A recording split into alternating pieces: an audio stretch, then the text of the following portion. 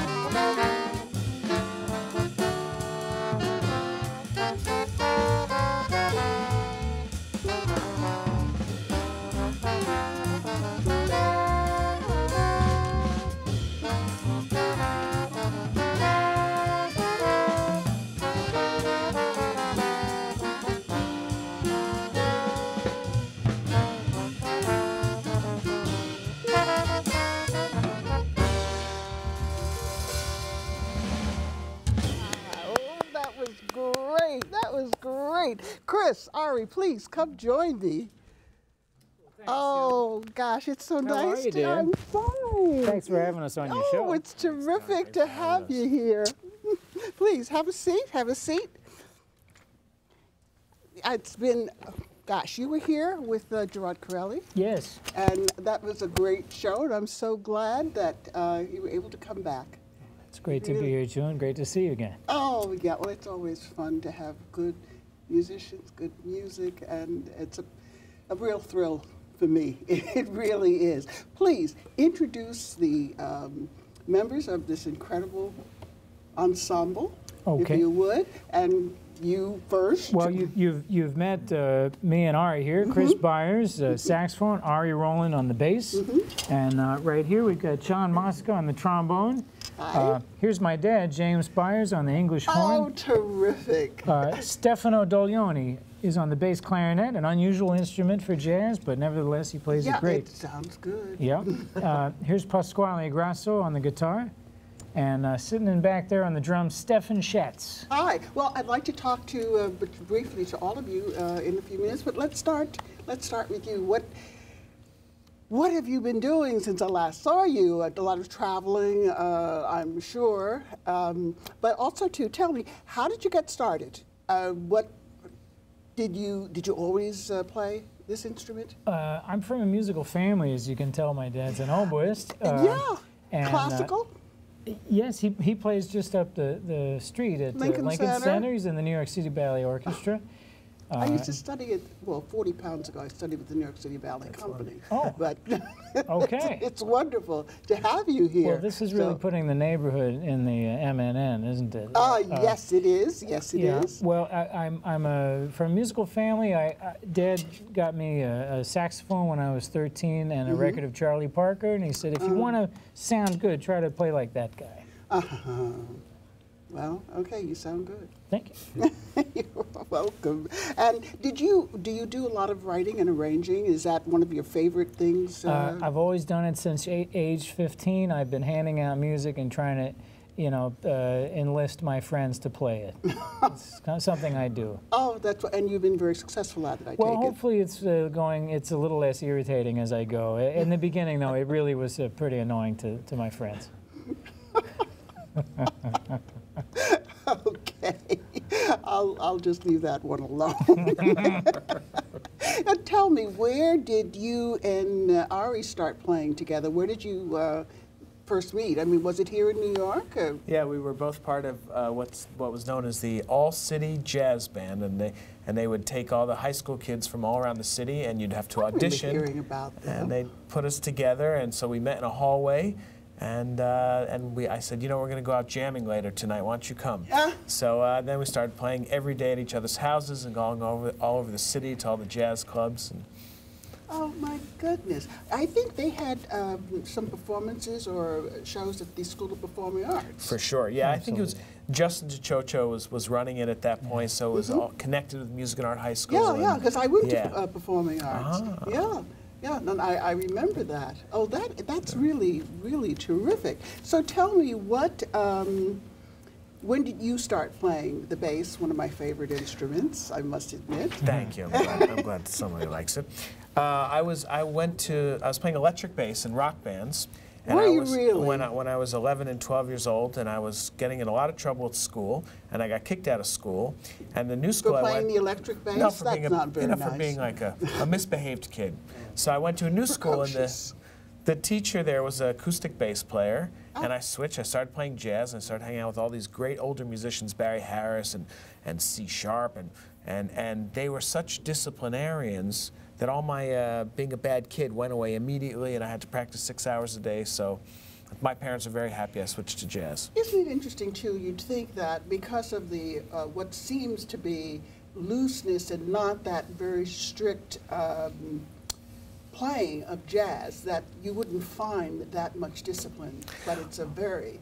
Yeah, but you know what, jazz is it's really a community art form, right? And in that community, the older people always told the young ones, don't mess up, right? In the big bands, and you talk to people of that generation, Barry Harris's generation, they always tell you it wasn't your mother who only told you, you know, would give you a hard time. It would be the neighbor and your aunt, and so that's part of that tradition. Is when you express yourself through the music, it's very free. But in terms of the discipline coming up and learning and coming up through a tradition, it's very structured. Yeah, I mean, I do remember, I think it was Ralph Ellison who wrote The Invisible Man, who had said that, you know, you can play jazz as long as you stay in tempo and in tune. Yes. Although Arnett Coleman did challenge not that always. thought. Yes, absolutely. So, did you have any classical training? Yeah, I went to Juilliard for 5 years, and I studied with a great older bass player, Homer Mensch. So that was, you know, feel very fortunate to have both sides of that. Yeah, and you did all your studying here in New York? Yeah, and as I say, you know, the real studying is not only with the teacher, and we both studied with Barry Harris, but being around these great older musicians who you'd learn on the bandstand. So you didn't study to get a gig. Exactly. You got yelled at every night. One of my big influences is a woman named Mabel Goodwin, and she was 85 years old. I was about 16, and she would yell at me all night. And then you don't make the same mistakes twice. No, you don't. Well, I know that you do a lot of cultural outreach programs, which we'll talk about in a few minutes. But first, please, I'd like to talk to everybody in the group. John, can we start with you? Just take that mic there and just tell us a little bit about yourself. Well, I'm a native New Yorker as well, and Yay! I ran into these two gentlemen right about the time Chris was passing out that first arrangement. He was about 15. I think I was there to receive one of the first ones, and it's been a thrill to be with them through their whole period of great growth, and we've done a lot of great playing together. Oh, that's wonderful. That's wonderful. And please, if you just. Yes, well, I'm not a native New Yorker, but I love New York. I came here and auditioned for Juilliard from Texas, and realized that I didn't know everybody in town. Well, there were 7 million people there I didn't know, and it was bothersome at first, but I got used to it.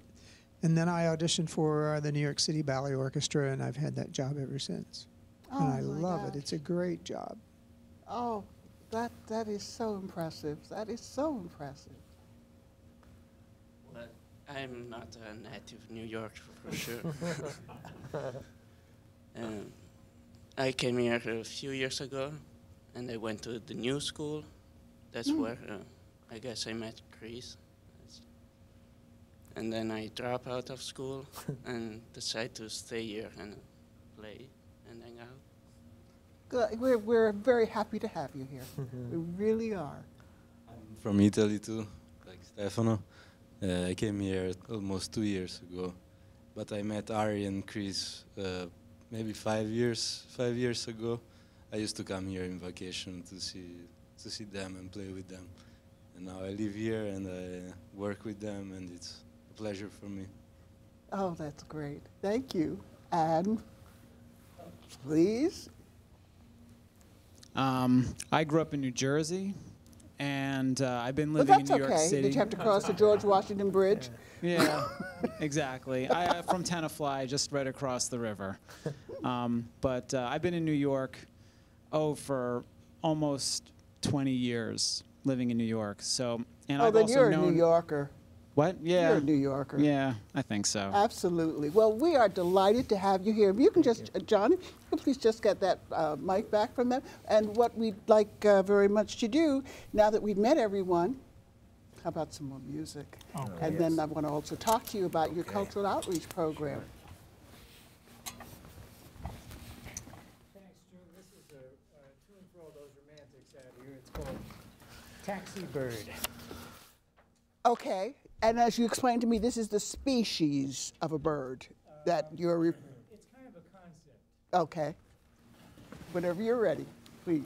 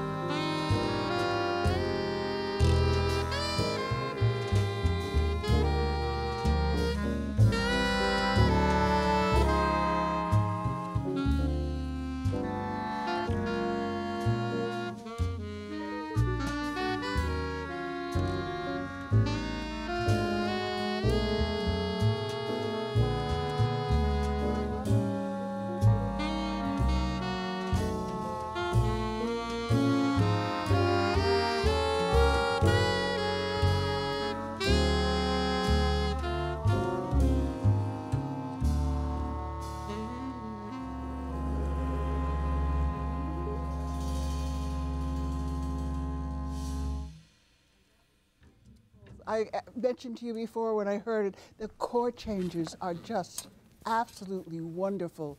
Well, believe it or not, we're coming down close to running out of time, but I want to hear about your cultural outreach program. You are both ambassadors. You have programs that you work through the State Department of the United States. So tell us something about that.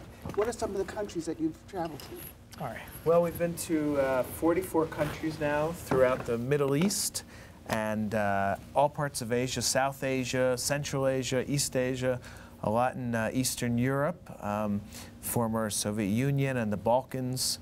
And basically, we just go places and we play American jazz for them, but we make sure to learn local songs because that's a tradition of jazz, right? Louis Armstrong did it, Duke Ellington did. They played a certain amount of songs that everyone weren't knew. they trying to decide whether they should send the U.S. General or the State Department or ambassador or Louis Armstrong to try to settle? Boy, I put my money on Louis Armstrong, and that's no slight to the State Department, but you know, when in doubt, Pops usually got it done. Yeah. Well, this is wonderful, and then you'll also be doing more traveling. Where you're going to Pakistan and India? We're gonna go to India. India's next week. Yeah. Next week? Yeah. Oh my gosh. Yeah. All right, well, you have to come back when you take that trip and play some of that music for us. You're just so really good. Thank you. And it's just so wonderful to hear your music. So now, one of the countries that you went to, do you have a piece that you can play for us? Yeah, we'll play something that we learned in Morocco for you. Oh, that's great. That's great. Now, if you want to, I think you can just take that mic off. Let me just have it for you. Okay. There you go. What's the name of it? Is it something that you arranged? We call it Song for Morocco. It's got an Arabic name, and there's no way I can learn how to pronounce it. That's okay. It's got jazz in it. It doesn't need to be pronounced.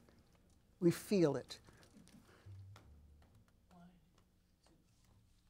two.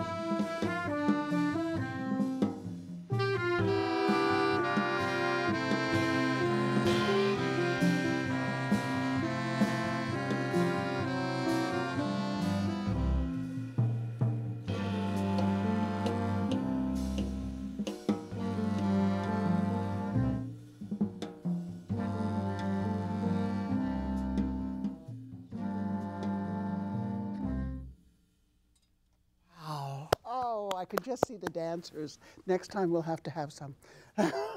That was absolutely wonderful. I cannot thank you enough for being here this evening. You are just absolutely wonderful. And this is our first father-son duo that we've had on the show. And to see you looking at your son playing, that was nice. Such an admiring glance. But thank you for being here. And I want to thank our crew, and thank you to John Blade Brandstrom, who's coming off of a busy fashion week, and of course to my son, who is the director, our caterer, and also to a very good, generally, administrator. Love to have him on the show, but that'll come soon. So, and especially, I want to give a very, very special thanks to Rich and Manhattan Neighborhood Network for making this show possible. You have been watching Minding Your Business, the show for really outstanding, incredibly talented entrepreneurs. Please join us again and see yourself where you want to be. This is just such a thrill for me, and I'm your host, June Middleton. Look forward to you coming back. So it's just so wonderful to have you. It really is. And I wish we had more time and you could play more music, because I loved that last piece that you played. That was really terrific. And do we have to do, we have time for them to just play the last 4 bars of that? Can you just hit the last 4 bars of that piece you just did? Okay. And just, in fact, take it from the top for that piece. The whole thing? Sure, we'll just play it out. Okay, 1, 2, 1, 2.